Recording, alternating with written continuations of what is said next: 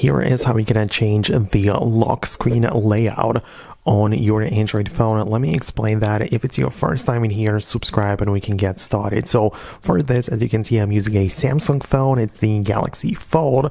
And on this Samsung phones, we have the ability to get an app from the actual Galaxy Store, the Samsung Galaxy Store, which is called the Good Lock, right? So as you can see, I can look it up like this. And this is an app made by Samsung, which I would recommend you to install and open up because it will allow you to make some changes to things which you normally cannot really control.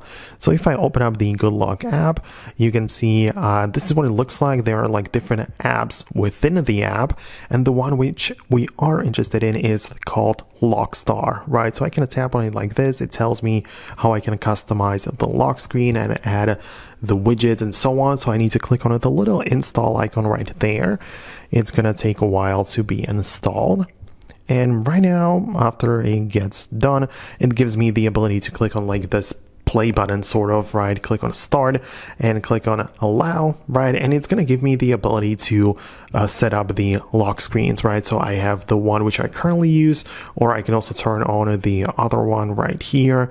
And the point is that I can customize it the way that I want, right? You can see that I can add the widgets in here, and yeah, it just kind of gives me more ways to customize it in there, right? So it is going to give me the ability to, you can see, kind of like move it around very specifically, click on save, and also do some more things, right? So yeah, there are some more features. The whole point is that there are like more settings compared to the built-in solution, right? So it depends on what exactly you want to do in here, but that's something which I would personally go through. Let me know your thoughts and opinions below in the comments. Thanks a lot for watching, and I'll see you later in the future uploads.